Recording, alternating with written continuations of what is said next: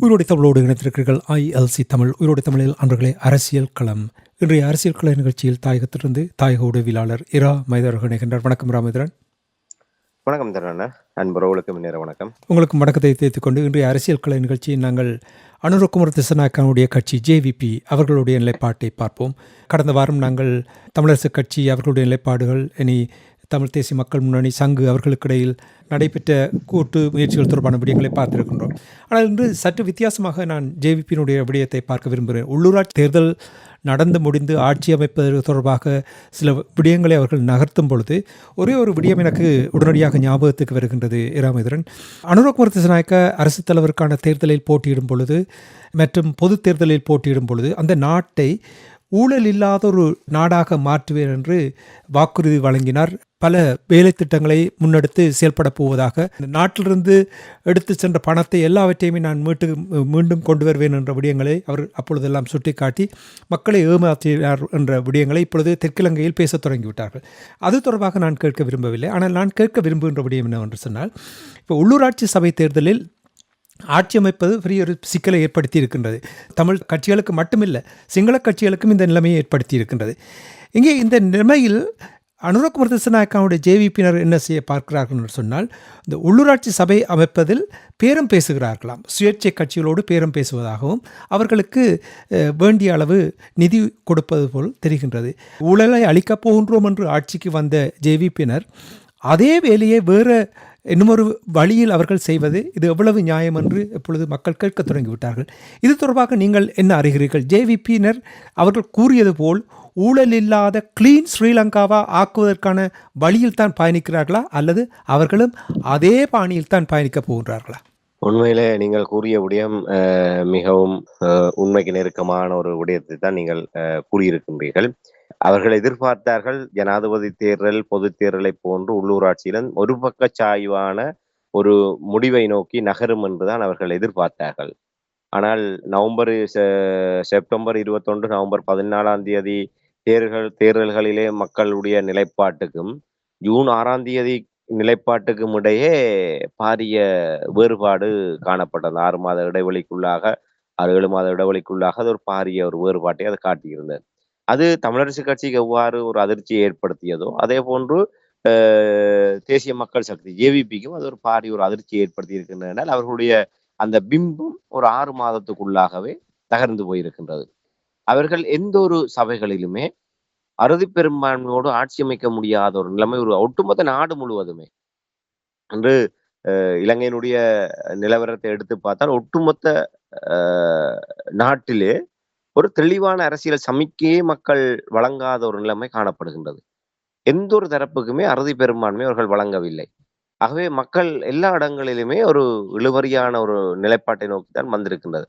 ஆகவே இப்படியான ஒரு நிலைமையில் நீங்கள் கூறியதை போன்று தேசிய மக்கள் சக்தி ஆட்சி அமைத்தே ஆக வேண்டும். தமிழரசு கட்சி கடும் பகிரத பிரயத்தனம் மேற்கொள்வதை போன்று அவர்களுக்கு மேல 2 தரப்புக்குமே அதான் நிலைப்பாடு. வடக்கு கிழக்கிலே நாங்கள்லாம் ஏகதலைமை, எங்களுக்கு தான் மக்கள் ஆணை இருக்கின்றது, நாங்கள்தான் மக்களுடைய பிரதிநிதிகள் என்று அதை நிரூபிக்க வேண்டிய தேவை தமிழரசு கட்சிக்கு இருக்கின்றது.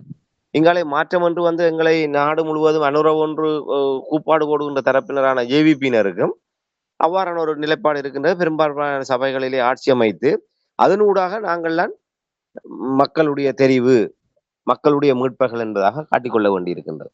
ஆனால் தேர்தல் முடிவுகள் அதை நோக்கியதாக இல்லை. பெரும்பான்மை கிடைத்திருக்கின்றது, அறுதி பெரும்பான்மை கிடைக்கவில்லை. அந்த அறுதி பெரும்பான்மைக்கு இவர்கள் ஏற்கனவே கூறியிருக்கின்றார்கள். தேர்தலுக்கு முன்னரே கூறிவிட எந்த கட்சியோடும் தாங்கள் கூட்டணி வைக்க மாட்டோம், சுயேட்சைகளோடு மட்டும்தான் தாங்கள் இணைந்து அப்படி ஒரு அறுதி பெரும்பான்மை கிடைக்காத ஒரு சூழ்நிலை உருவாகின்ற பட்சத்திலே சுயேட்சைகளோடு இணைந்து ஆட்சி அமைப்பதற்கு முயற்சி எடுப்போம் என்று அவர்கள் கூறியிருந்தார்கள்.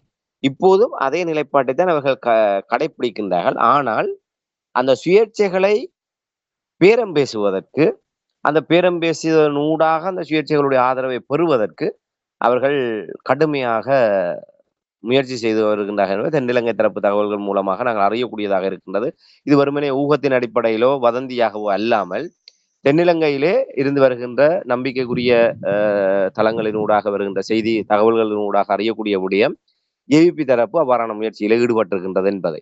ஆகவே அவர்களும் சொல்லுவார்கள், தேனெடுத்தவன் புறங்கையை நக்காமலா இருந்திருப்பான் என்ற வகையிலே அவர்களும் என்ற அரசியல் என்று வந்துவிட்டாலே பதவிக்காக எதையுமே செய்ய வேண்டிய ஒரு நிலைமை. வெறுமனே ஜனாதிபதி தேர்தல், பாராளுமன்ற தேர்தலிலே கிடைத்த அந்த நிலைப்பாட்டோடு அரசியலை தொடர்ந்தால் அடுத்த 5 ஆண்டுகளிலே அவர்களுடைய நிலைமை என்பது பரிதாபத்துக்குரியதாக மாறும் என்பது அவர்களுக்கு தெரியும். ஆகவே இந்த உள்ளூராட்சிகளிலே தங்களுடைய கிடைத்த இடங்களிலே சபைகளை, ஆட்சிகளை தக்க வைப்பதன் ஊடாக அந்த அடிப்படை கட்டுமானம், அதாவது மக்களோடு தொடர்புபட்ட கீழ்மட்டத்திலே இருக்கின்ற அடிப்படை நிர்வாக கட்டமைப்பை தங்களுடைய கட்டுப்பாட்டுக்குள் கொண்டு வருவதனூடாக ஆட்சி அதிகாரம் தங்களுடைய கைகளிலே இருக்கின்றது. அதை பயன்படுத்தி மக்களுடைய மனநிலைப்பாடுகள் எப்படி இருந்தாலும் அதை ஒரு வாக்கு அரசியலை நோக்கி நகர்த்தக்கூடிய அளவுக்கான அடித்தளத்தை இந்த உள்ளூராட்சி மூலமாக ஏற்படுத்த முடியும் என்று நம்புகின்றார்கள். அதன் காரணமாக அவர்கள் இந்த சபைகளிலே ஆட்சி அமைப்பதற்கு கடுமையான முயற்சிகளை மேற்கொள்கின்றார்கள். இவர்கள் தாங்களாக கேட்டவுடன் கொள்கைக்காக வரக்கூடிய ஒரு நிலைமை இல்லை. அப்படி இருந்திருந்தால் திசைகாட்டி சின்னத்திலே அவர்கள் போட்டியிட்டு இருப்பார்கள். நாங்கள் ஏற்கனவே கூறியதை போன்று இன்று சுயேட்சை குழுக்களாக போட்டியிட்டவர்கள் எல்லாம் சும்மா இருந்த இடத்திலே இன்று அவர்கள் குபேரர்களாக மாறி இருக்கின்றார்கள். இன்று அவர்கள் பெற்ற வாக்குகள் ஒரு கட்சி ஒரு வட்டாரத்திலே பெற்ற வாக்குகளை கூட அந்த சுயேட்சை குழுக்கள் அந்த சபை ஒட்டுமொத்தமாக பெற்றிருக்காது. ஆனால் இந்த ஒரு பலகீனமான ஒரு முட்டாள்தனமான தேர்தல் முறை மூலமாக இன்று கால பொருத்தமற்ற வகையிலே அன்றைய காலப்பகுதியில் அது பொருத்தமாக இருந்திருக்கும். இன்றைய கால நிலைமையிலே இந்த தேர்தல் முறை மாற்றி அமைக்கப்பட்டே ஆக வேண்டும். அப்படியான தேர்தல் முறை மூலமாக ஒரு ஒரு சில நூற்றுக்கணக்கான வாக்குகளை பெற்றவர்கள் கூட ஆசனங்களை பெற்று அவர்கள் காலுக்கு மேல் காலை போட்டு கொண்டிருந்து கொண்டு பேரம் பேசுகின்ற நிலைமை உருவாகி இருக்கின்றது. அவர்களாகவே பேரம் பேசுகின்ற நிலைமை உருவாகி இருக்கின்றது. ஆகவே இவர்களுக்கு அது வாய்ப்பாக இருக்கின்றது. ஆகவே தேசிய மக்கள் சக்தியும் இவர்களும் யோக்கியவான்கள் இல்லை என்பதை வெளிப்படுத்தக்கூடிய வகையிலே அந்த பேரம் பேசல் இடம்பெற்று வருகின்றது. மக்கள் நன்றாக என்னால் எந்த விடயங்களையுமே ஒழித்து மறைக்க முடியாது. மக்களுக்கு இது எல்லாமே நன்றாக தெரியும். ஆக மக்கள் வடக்கு கிழக்கிலே தமிழரசு கட்சியினுடைய விடயங்களை, தமிழர் விரோதமான நிலைப்பாடுகளை உணர்ந்து கொள்கின்றதை போன்று தெற்கிலங்கையிலும் இந்த விடயங்களை மக்கள் தெளிவாக உணரக்கூடிய ஒரு நிலைமை இருக்கின்றது. ஆகவே தேசிய மக்கள் சக்தியினுடைய நிலைப்பாடுகள், அதாவது ஆட்சி அமைப்பதற்காக அவர்களுடைய கொள்கைகளை மீறி இவ்வாறு ஒரு தவறான வழியிலே ஊழல், லஞ்சத்தை உருவாக்கக்கூடிய அதனுடைய ஊற்றுக்கண் என்றால் நாங்கள் கூற முடியும். ஒரு உள்ளூராட்சியிலே ஆட்சி அமைப்பதற்கு இவ்வாறு லஞ்சத்தை கொடுப்பவர்கள், இல்லை அவர்களுக்கான ஏதோ ஒரு விதத்திலே அவர்களை தங்களுடைய ஆதரவு நிலைப்பாடாக மாற்றிக்கொள்ள முயற்சி எடுப்பதன் ஊடாக அடுத்த இந்த சபையினுடைய நடவடிக்கைகள் வரை இவர்கள் திருப்திப்படுத்த வேண்டிய ஒரு தேவை இருக்கின்றது. என்றால் அங்கே ஒரு அடிப்படை தகர்ந்து போகின்றது. அவை இந்த விடயங்கள் உண்மையில் ஜேவிபியினுடைய அந்த அறிவிப்புக்கும் தங்களை புனிதர்களாக காட்டிக்கொண்ட அந்த பிம்பத்துக்கும் இடையே உண்மையிலே அவர்களுடைய அந்த அறிவிப்புக்கும் செயல்பாட்டுக்கும் இடையே ஒரு பாரிய முரண்பாடு இருப்பதை இந்த ஒரு 6 மாதத்துக்குள்ளாகவே நாங்கள் காணக்கூடியதாக இருக்கின்றது என்பதைத்தான் நாங்கள் இந்த இடத்துல சுட்டிக்காட்ட முடியும். அறிவிப்புக்கும் செயல்பாட்டுக்கும் இடையில் முரண்பாடு இருக்கின்ற என்று நீங்கள் கூறும் பொழுது, இராமேந்திரன், உங்களுக்கு தெரியும், பொது தேர்தலில் அவர்களுக்கு கிடைத்த வாக்கு, அதனைத் தொடர்ந்து வந்த உள்ளூராட்சி சபை தேர்தலில் அதிகமான வாக்குகளை அவர்கள் இழந்து விட்டார்கள். அப்படி என்று சொன்னால், நீங்கள் இப்பொழுது கூறிய விடயங்களையும் செயல்பாடுகளையும் வைத்து பார்க்கும் பொழுது சிங்கள மக்கள் உண்மையான இவர்களுடைய நிலைப்பாட்டை புரிந்து விட்டார்கள். அதாவது உங்களுக்கு தெரியும், உசுப்பேத்தும் வகையில் ரெட்டரிக் கிளீன் ஸ்ரீலங்கா ஆக்குவோம் என்றார்கள். கொள்ளை அடித்தவர்களை கொண்டு வந்து கூண்டில் நிறுத்துவோம் என்றார்கள். அப்படி என்றால் இவர்களால் இதை இவ்வாறு செயல்படுத்த முடியாது, இதை சிங்கள மக்கள் புரிந்து கொள்ள தொடங்கிவிட்டார்களா? அதனால் தான் வாக்கு பின்னடைவு வந்ததா?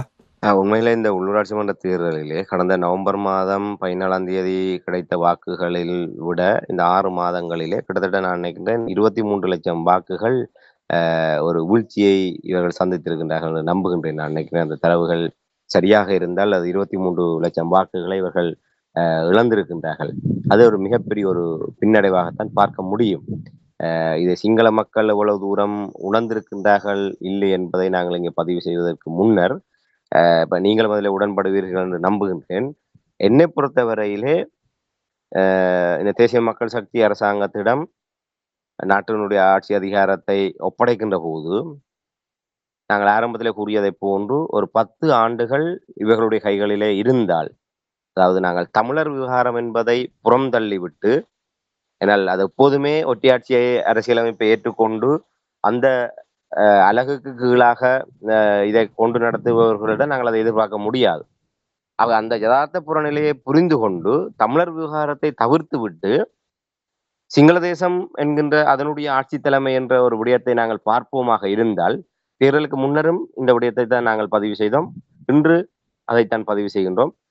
தேசிய மக்கள் சக்தி அன்றோமர் திசாநாயக்க தலைமையிலான இந்த தேசிய மக்கள் சக்தியிடம் ஒரு 10 ஆண்டுகள் ஆட்சி பொறுப்பு கையளிக்கப்படுமாக இருந்தால், ஒரு இலங்கை, இந்த ஸ்ரீலங்கா, சிங்கள தேசம் ஒரு இதுவரை காலமான அந்த ஏமாற்று அரசியலில் இருந்து ஒரு ஆரோக்கியமான நிலையை அடியெடுத்து வைப்பதற்கு, அதனால் ஒரு 10 ஆண்டுகள் இவர் தலைகீழ் மாற்றத்தை கொண்டு வந்து விடுவார்கள். அவர்கள் கூறுவதைப் போன்று வானத்தை வில்லாக வளைத்து வசந்தத்தை கொண்டு வருவோம் என்றெல்லாம் வசனம் கூறக்கூடிய வகையிலே நான் அதை ஏற்றுக்கொள்ள மாட்டேன்.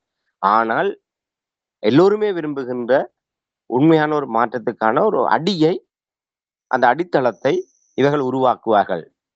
ஆனால் எங்கே பிழைக்கின்றது என்று சொன்னால், இவர்கள் ஒரு கற்பனாவாதத்தை கட்டியெழுப்பி, அந்த நீங்கள் கூறியதைப் போன்று மக்களிடையே உணர்ச்சி பூர்வமான விடயங்களை முன்வைத்து இவர்கள் வாக்கு பெற்றுவிட்டு, நாங்கள் ஆட்சிக்கு வந்தால் 100 நாட்களுக்குள்ளாக இதை செய்வோம், அதை செய்வோம் என்று இவர்கள் ஒரு பிம்பத்தை உருவாக்கினார்கள்.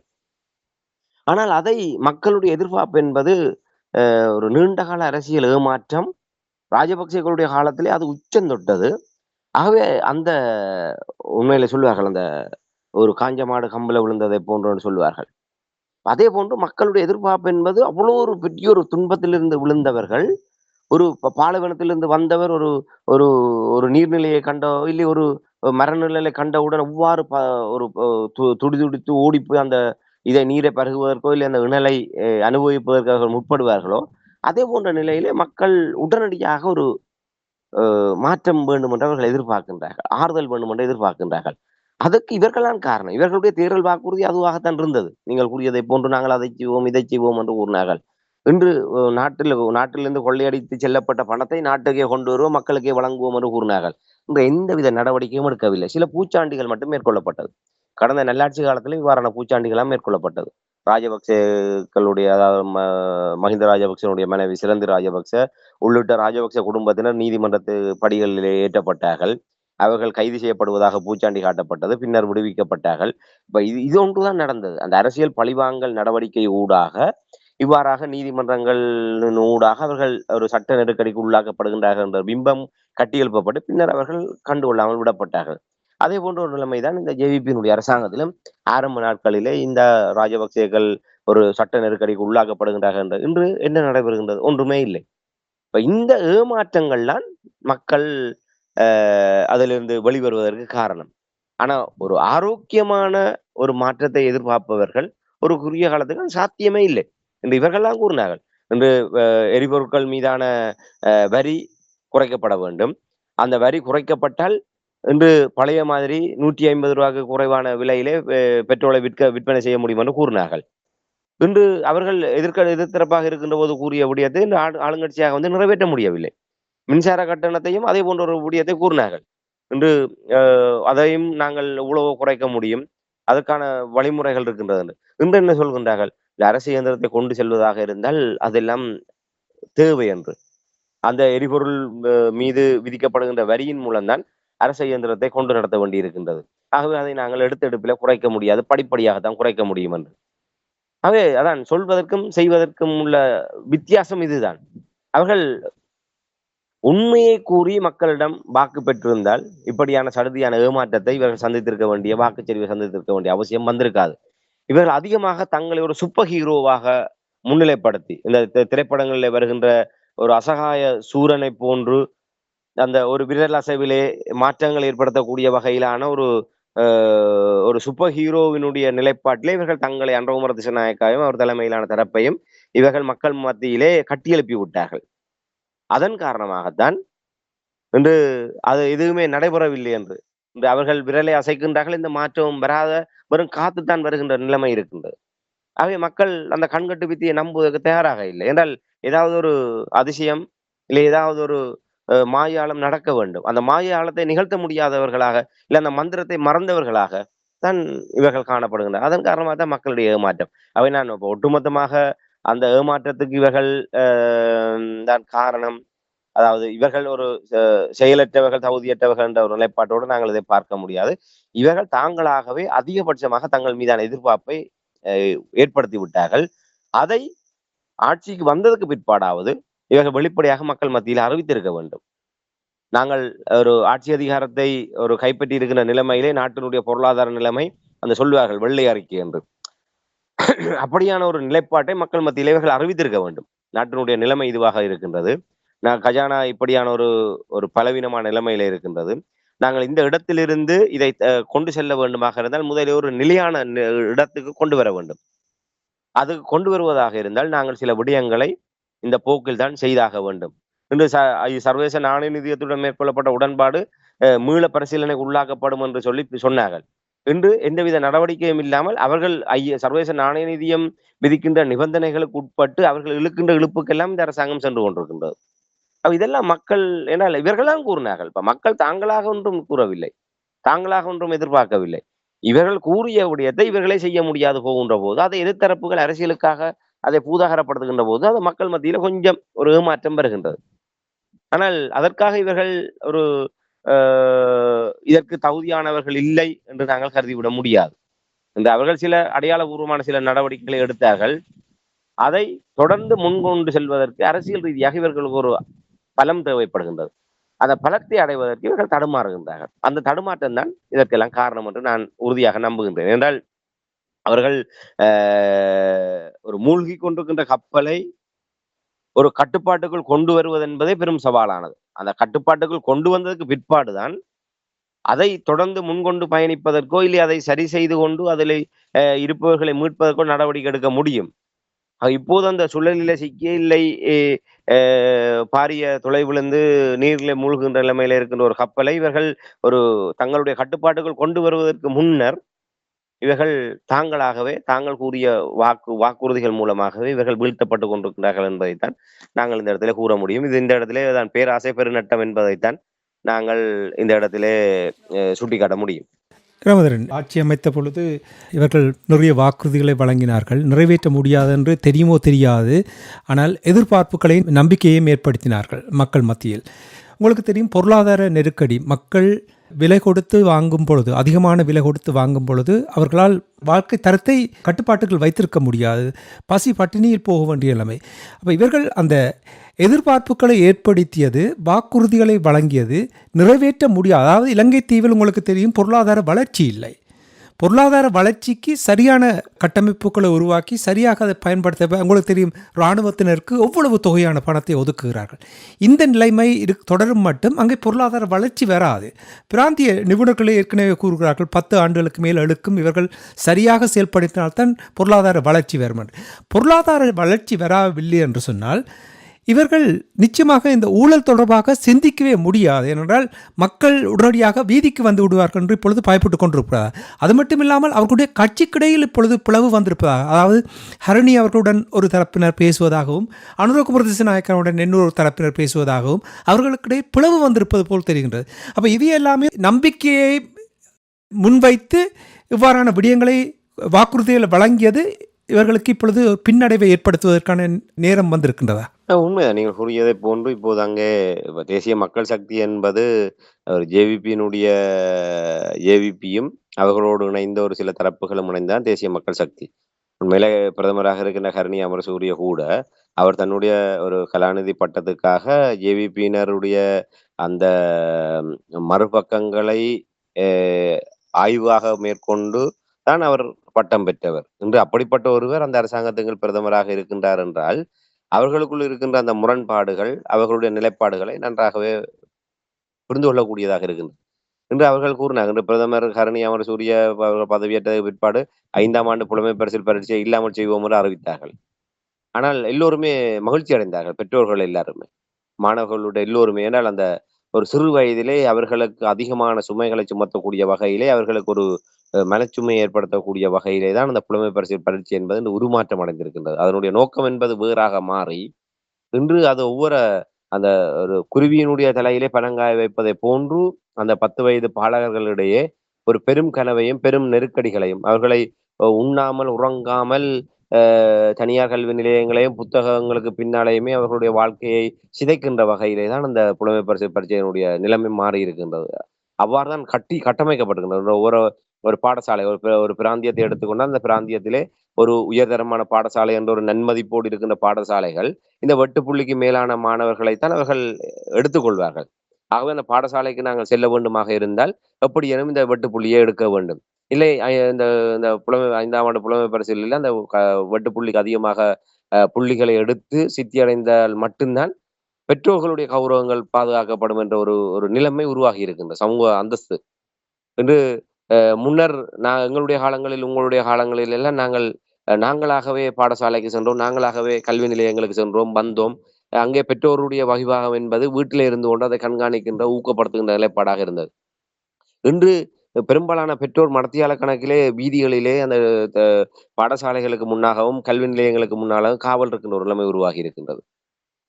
இன்று பிள்ளைகளை கொண்டு வந்து அந்த டோர் டு டோர் டெலிவரி என்பதை போன்று வீட்டிலிருந்து கல்விக்கூடங்களை நோக்கி பெற்றோரை அழைத்துச் சென்று காவல் இருந்து அவர்களை அழைத்து வருகின்ற ஒரு நிலைப்பாடு இன்று உருவாகி இருக்கின்றது. ஆகவே பெற்றோர் ஒரு சமூக நிலைப்பாட்டிலே அவர்கள் முகம் கொடுக்கக்கூடிய ஒரு நிலைமை உருவாகி இருக்கிறது. அதாவது அவர்களை இறக்கிவிட்டு திருப்பி அழைத்து வருவதற்கு ஒரு 5, 10 நிமிடங்களுக்கு முன்னர் அங்கே சென்று அ அ காத்திருக்கின்ற போது, சக ஏனைய மாணவர்களுடைய பெற்றோர்களோடு அங்கே அவர்கள் ஒரு அளவளாவக்கூடிய நிலைமையிலே, இல்லை அவர்களுக்கு இணையாக தங்களுடைய சமூக அந்தஸ்தையோ உயர்த்த வேண்டிய ஒரு நெருக்கடி. இல்லை அவர்கள் இத்தனை எடுத்து விட்டார்கள், நாங்கள் இத்தனை எடுக்க வேண்டும் எங்களோடு. ஆகவே இவர்களுக்குள் ஏற்படுகின்ற சமூக அந்தஸ்து தொடர்பான ஏற்ற இறக்கங்கள், அந்த மனப்பான்மை பிள்ளைகளிலே அது வந்து தாக்கம் செலுத்துகின்றது. ஆக இப்படியாக பல காரணங்களினால் அந்த 5ஆம் ஆண்டு புலமை பரிசில் பரீட்சை நிறுத்தப்பட போகின்றது என்ற செய்தி வந்ததுக்கு பிறகு பலர் நிம்மதி பெருமூச்சு விட்டார்கள். இப்போ சில தினங்களுக்கு முன்னர் கூட ஹரணி அமரசூரிய கூறியிருந்தார், அது தொடர்பாக இன்னும் தாங்கள் எந்த முடிவுகளும் எடுக்கவில்லை என்று. எதற்கு நீங்கள் அவசரப்பட்டு அறிவிக்க வேண்டும்? இப்படியான பல விடயங்கள். ஒன்று நீங்கள் ஆய்வு செய்திருக்க வேண்டும். அதுக்கான மாற்று உபாயங்களை கண்டிருக்க வேண்டும். அதை ஒரு கல்வித்துறை சார்ந்த எல்லோரோடும் ஒரு கலந்துரையாடலை நடத்தியிருக்க வேண்டும். இதான் இப்படி தான் தோணித்தனமாக தங்களுடைய அரசியலுக்காக சில விடயங்களை கூறுவது.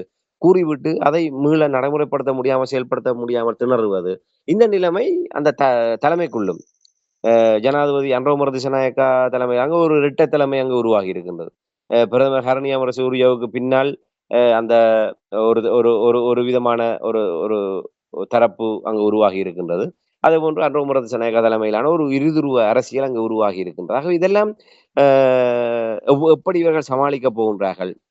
இதையெல்லாம் கடந்து எப்படி இவர்கள் நாட்டினுடைய பிரச்சனையை ஒரு கட்சிகள் கூட்டணிக்குள் இருக்கின்ற இவ்வாறான பிரச்சனைகளை கடந்து இப்போது கூட அது பெரிய சர்ச்சைக்கு உருவாகி இருக்கின்றது. சில தினங்களுக்கு முன்னர் கூட ஹரணி அமரசூரிய பிரதமர் பதவியிலிருந்து தூக்கி எறியப்படலாம் என்கின்ற செய்தி கூட முதன்மைப்படுத்தப்பட்டது. ஆனால் தொடர்ச்சியாக இல்லை நாங்கள் பிரதமரை மாற்றுகின்ற இந்த திட்டமும் எங்களிடம் இல்லை என்பதாக அவர்கள் வலிந்து கூறக்கூடிய அளவுக்கு ஒரு அரசியல் நெருக்கடி நிலைமையாக அது மாறி இருக்கின்றது. ஆகவே அவர்களுக்குள் என்னால் இதெல்லாம் என்னன்னா ஒரு நீங்கள் கூறியதைப் போல அவர்கள் அதிகமாக வாக்குறுதிகளை கூறிவிட்டார்கள். அதிகமாக பல விடயங்களை அவர்கள் செயல்படுத்த வேண்டும் என்று முற்படுகின்றார்கள். அது அவர்களினால் ஈடு கொடுக்க முடியாமல் ஒரு சக்திக்கு மீறிய விடயங்களை அவர்கள் முன்னிலைப்படுத்துகின்ற காரணத்தினால் தான் இது உருவாகி இருக்கின்றது. ஆகவே மக்கள் இப்போது கூட ஒன்றும் கெட்டுப் போகவில்லை. நாங்கள் ஆரம்பத்தில் கூறியதைப் போன்று அவர்கள் மக்களிடையே மனம் திறந்து இந்த அரசாங்கத்தினுடைய நிலைமைகளை எடுத்து கூறி, மக்களுடைய ஒத்துழைப்போடு இந்த மாற்றங்கள் நீங்கள் குறிப்பிட்டதைப் போன்று அதான் பொருளாதார நிபுணர்கள், வல்லுநர்களுடைய கணிப்பை போன்றுதான் நாங்களும் கூறுகின்றோம். ஒரு 10 ஆண்டுகள் ஒரு நிலையான எந்தவித அரசியல் புற அழுத்தங்களும் இல்லாமல் ஒரு நிலையான ஒரு அரசாங்கமாக இந்த அரசாங்கத்துக்கான வாய்ப்புகள் உருவாக்கப்படுகின்ற பட்சத்தில் தான் ஒரு மாற்றத்துக்கான ஒரு அடித்தளத்தை உருவாக்க முடியும். என்றால் சகல துறைகளிலுமே கரையான் அரித்ததைப் போன்று இந்த ஊழல், நிர்வாக மோசடி, அதிகார துஷ்பிரயோகம் உள்ளிட்ட விடயங்கள் பரவி போய் இருக்கின்றது. இவை அனைத்துமே களையப்பட வேண்டுமாக இருந்தால், அது ஒரு நீண்ட கால செயல்திட்ட எடுத்த எடுப்பிலேயே நாங்கள் அவ்வளவு இடங்களிலுமே ஒரு சீர்திருத்தங்களை கொண்டு வந்து விட முடியாது. அத்தனை பேரையுமே நாங்கள் தகுதி நீக்கம் செய்தோ, இல்லை பணியிட நீக்கம் செய்யவோ முடியாது. அதற்கான ஒரு மாற்று திட்டங்கள் மெல்ல மெல்ல அந்த விடயங்களை கண்டறிந்து, அதற்கான மாற்று திட்டங்களின் ஊடாக நாங்கள் அந்த விடயங்களை நகர்த்துவது. அவ்வாறான விடயங்களை எல்லாம் செயல்படுத்துவதற்கு முதல்ல ஒரு அரசியல் நெருக்கடி என்பது இல்லாமல் இருக்க வேண்டும். இப்போது அவர்களுக்கு இருக்கிற நெருக்கடி, எப்போது மீண்டும் ரணில் விக்ரமசிங்க தலை தூக்குவார்? இல்லை எப்போது எதிர்த்தரப்பு தலை தூக்கி விடும்? இந்த அடுத்த 5 ஆண்டுகளுக்குள்ளாக மீண்டும் ஒரு அரசியல் நெருக்கடி வந்து விடுமா? அந்த ஒரு அச்சத்துக்குள்ளாகவே இவர்கள் இந்த விடயங்களை கடந்து செல்லுகின்ற போது, நிச்சயமாக ஆரோக்கியமாக இந்த விடயங்களை எல்லாம் ஒரு முன்னெடுக்க முடியாத ஒரு நிலைமை இருக்கின்றது. ஆகவே இதுக்கெல்லாம் காரணம் அவர்கள் தான். அவர்கள் தங்களை ஏற்கனவே அவர்கள் மீது நாங்களும் ஒரு அதிகமான விடயங்களை நாங்கள் ஒரு எதிர்பார்ப்பை ஒரு வைத்திருக்கும் நிலைமை இருந்தது. குறிப்பாக அவர்கள் ஒரு போராட்ட இயக்க பின்னணி என்ற அடிப்படையிலே அவர்கள் பல திட்டங்களோடு, வியூகங்களோடு அவர்கள் ஆட்சி அதிகாரத்தை பொறுப்பெடுத்திருக்கின்றார்கள். அவர்களிடம் எல்லோரிடமே அவர்களிடம் ஒரு திட்டம் இருக்கின்றது. அந்த திட்டத்தை செயல்படுத்தக்கூடிய நிலைமை இருக்கின்றது. ஆனால் அவர்கள் அந்த எல்லோருமே தடுமாறித்தான் ஆக வேண்டும். ஒரு நெருக்கடிகள் வருகின்ற போது, ஒரு எதிர்பாராத ஒரு அரசியல் சுனாமிகளை சந்திக்கின்ற போது, அதை அதை அதற்கு ஈடு கொடுத்து, முகம் கொடுத்து, தங்களை நிலைநிறுத்திக் கொண்டு, தாங்கள் நினைத்த விடயங்களை செய்வதென்பது, அதில் தான் சிறந்த தலைமைத்துவத்துக்கான ஆற்றல் இருக்கின்றது. அது எங்களுடைய மேதகு பிரபாகரன் அவர்களிடம் அது இயற்கையினுடைய துணையால் அவருக்கு அது கிடைத்த ஏனால் அவர் வெறுமனே த தன்னுடைய மக்களையும், தன்னுடைய மண் சார்ந்த வளத்தையும் நம்பி தான் இத்தனை பெரிய உலக வல்லரசுகளை எல்லாம் எதிர்கொண்டவர். அவர் சந்தித்த நெருக்கடிகள் எல்லாம் யாருமே உலகத்திலே எந்த ஒரு தரப்புமே அப்படியான நெருக்கடிகளுக்கு மத்தியிலே நின்று கொண்டு 3, 4 தசாப்தங்களாக தன்னுடைய இலக்கை நோக்கி இவ்வளவு உயர்வான ஒரு இடத்தை கொண்டு வந்து, தான் சார்ந்த இனத்துக்கு ஒரு தலைநிமிர்வை கொடுத்தது என்று சொன்னால், உலகத்திலே எப்போதுமே இல்லாத ஒரு ஒரு அதிசயம், சாதனை. அதையெல்லாம் செய்கின்ற அந்த சிறந்த தலைமைத்துவம் என்பது அந்த நெருக்கடிகள். ஒரு அதுவும் இவர்களுக்கு பிரச்சனை இல்லை. நிம்மதியாக போய் படுத்துறங்கலாம். அரச சலுகைகள் இருக்கின்றது. அரசியல் நெருக்கடி மட்டும் தான் இருக்கின்றதே தவிர, ஆனால் மேதகு பிரபாகரன் அவர்களுக்கு மரணம் அவரை ஒவ்வொரு நொடிப்பொழுதும் துரத்திக் கொண்டிருந்தது. அந்த மரணத்துக்குள் நின்று கொண்டு, தன்னை நிதானித்து, அந்த இடத்தில் நின்று கொண்டு அவர் தன்னை சிறந்த ஒரு தலைவனாக வெளிப்படுத்தக்கூடிய வகையிலே திட்டங்களை வகுத்து, படைகளை வழிநடத்தி, மக்கள் வெறுமனே படை வழிநடத்துவது மட்டுமல்ல, ஒரு நிர்வாகத்தை கூட வழிநடத்தினார். ஒரு நிழல் நிர்வாகத்தை. ஒரு மரணத்தோடு போராடிக் கொண்டு, எதிரிகளுடைய தாக்குதல்களையும், இனஅழிப்பு யுத்தத்தையும் தடுத்து நிறுத்தி, எங்களுடைய பிரதேசங்களை தக்க வைப்பதற்கான ஒரு வியூகம் ஒரு பக்கம் நடந்து கொண்டிருக்கு. அதுக்கு சமாந்தரமாக 180க்கும் மேற்பட்ட நிர்வாக கட்டமைப்புகள். அந்த நிர்வாக கட்டமைப்புகளை எல்லாம் வைத்துக்கொண்டு எத்தனையோ ஆயிரக்கணக்கான ஒரு ஊழியர்களை கொண்டு இயங்கக்கூடிய அந்த நிர்வாக கட்டமைப்பு, ஒரு அரசாங்கத்தையே அந்த ஆற்றல்கள் என்பது சும்மா கைக்கூலிகளை வைத்துக்கொண்டு பிரபாகரன் மறு உருவம் அனுரம் என்று சொல்லிவிட்டால் அந்த கைக்கூலிகளுடைய கூப்பாடுகள் எல்லாம் நிதர்சனமாக நடந்துவிடும் என்று நாங்கள் கனவு காண முடியாது. அதற்கெல்லாம் அது தானாக வர வேண்டும், அந்த ஆற்றல்கள் வர வேண்டும். ஆகவே அனுரகுமார திசாநாயக்கா தலைமையிலான அந்த அரசாங்கம் அவர்களுடைய அந்த கடந்த கால ஒரு நேர்மைத்தன்மை, அதாவது இந்த விடயத்திலுமே நாங்கள் கூறுகின்ற வார்த்தைகள் தமிழ் மக்களுடைய விவகாரங்களுக்கு புறம்பாக என்றால் அவர்கள்லாம் தமிழின படுகொலைக்கு பிரதான சூத்திரதாரிகள் என்பதை இந்த இடத்திலும் ஆணித்தரமாக கூறிக்கொண்டுதான் நாங்கள் இந்த விடயங்களுக்கு செல்கின்றோம். அதாவது ஒரு தென்னிலங்கையிலே அவர்கள் ஒரு தொழிற்சங்க நடவடிக்கைகள் உள்ளிட்ட பல்வேறு விடயங்களின் ஊடாக தங்களை ஊழல் ஒரு இந்த முறைகேடுகளுக்கு எதிரான ஒரு தரப்பாகவும், ஒரு சிறந்த நிர்வாக ஆற்றல் கொண்ட தரப்பாகவும் அவர்கள் தங்களை நிலைநிறுத்தி இருக்கின்றார்கள்.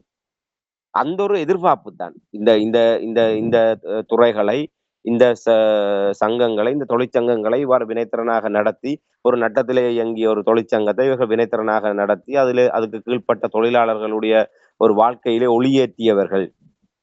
ஆகவே இவர்களுடைய ஆட்சி அதிகாரத்தின் ஊடாக நாடும் அவ்வாறான ஒரு நிலைமைக்கு வரும் என்று அங்க தென்னிலங்கையில இருக்கின்ற ஒரு புத்திஜீவிகள் கூட நம்பினார்கள். அதை ஊக்கப்படுத்தினார்கள். அதை மக்கள் மத்தியில கொண்டு சென்றார்கள். மக்களிடம் அந்த நம்பிக்கை விதைக்கப்பட்டது.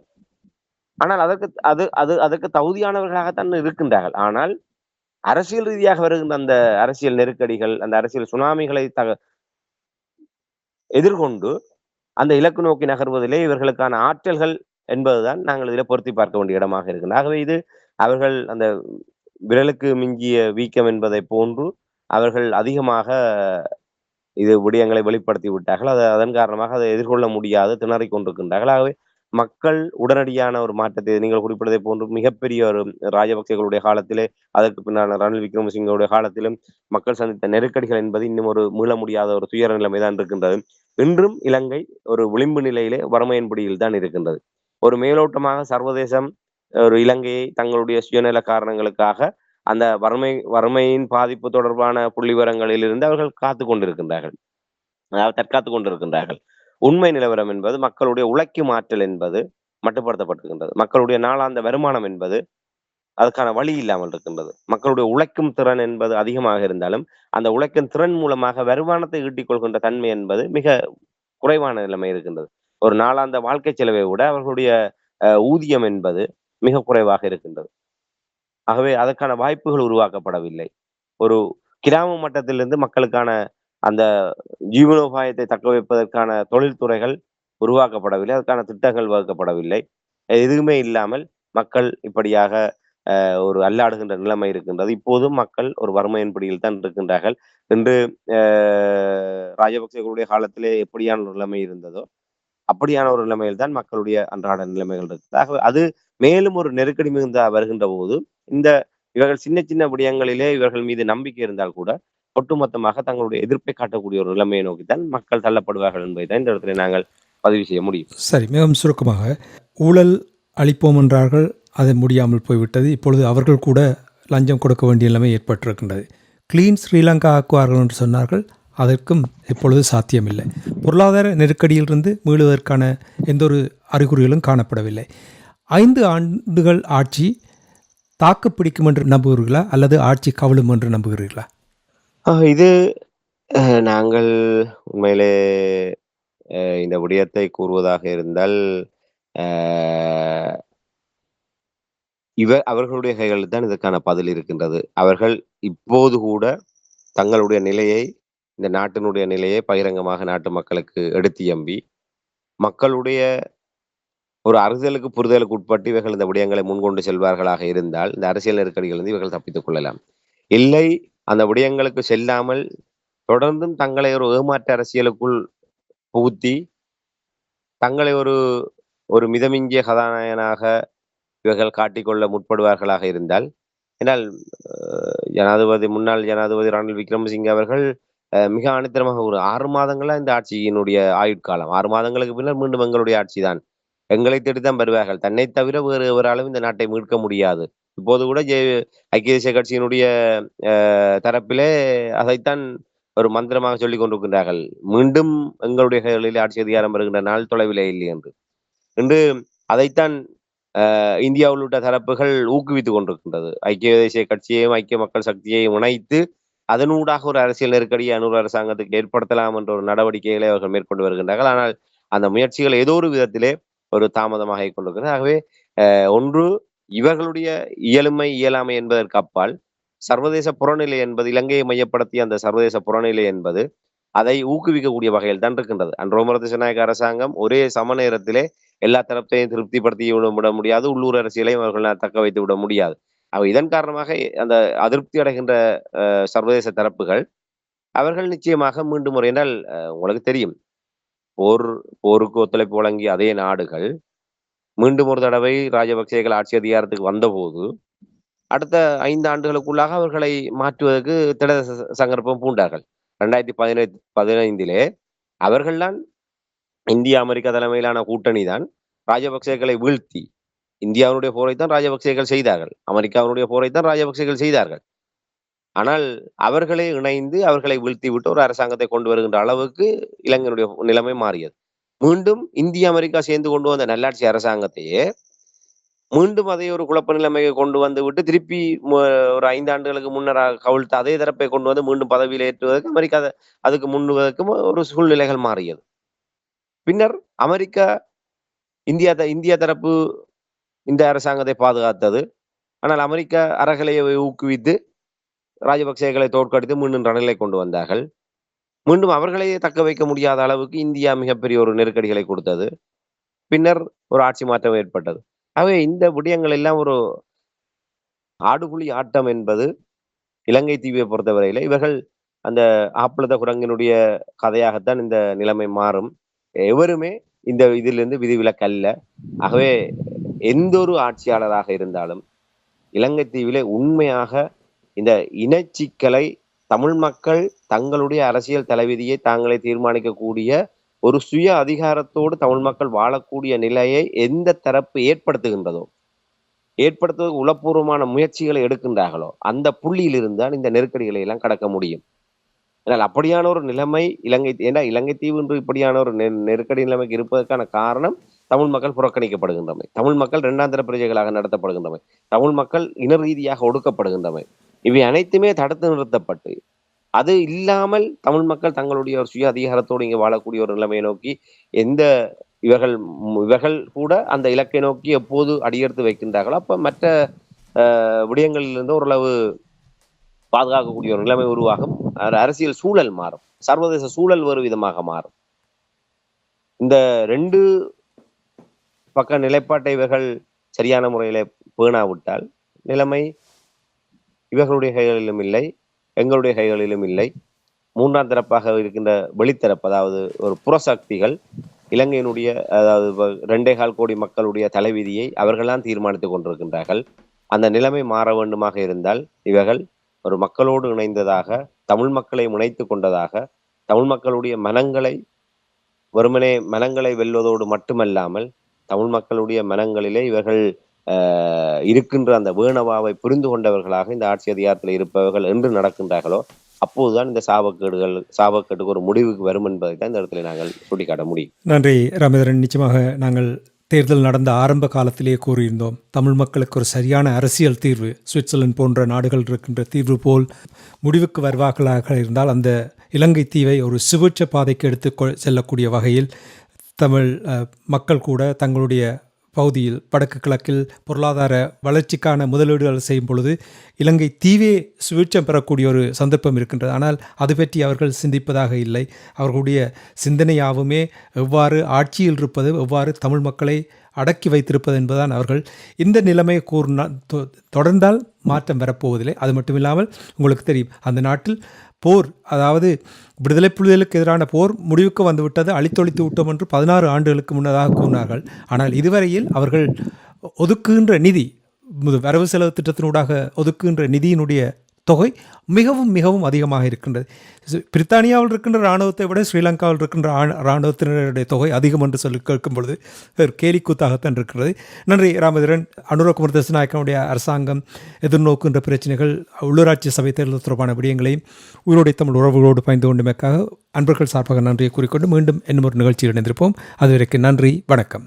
நிச்சயமான நன்றி, வணக்கம். எமது பார்வையாளர்களுக்கு வணக்கம். மக்களின் குரலாய் ஓங்கி ஒலிக்கும் இலக்கு மின்னிதழ் மற்றும் உயிரோடை தமிழ் வானொலி ஆகிய இவ்விரு ஊடகங்களும் உங்களைப் போன்ற எமது நேயர்கள் நண்பர்களின் ஆதரவிலேயே இயங்கி வருகின்றன. மிக குறைந்த வளங்களுடன் பல இடர்கள் மற்றும் தடைகளை தாண்டி பயணிக்கும் எமது ஊடகங்களின் பணிகள் மேலும் வளர உங்களால் முடிந்த நிதியுதவியை வழங்கி இன்னும் காத்திரமான செயற்பாடுகளை முன்னெடுக்க உதவுமாறு மிகவும் பணிவன்புடன் வேண்டி நிற்கின்றோம். உங்கள் பங்களிப்பு உங்களின் உரிமை குரலாய் ஓங்கி ஒலிக்கும். நன்றி.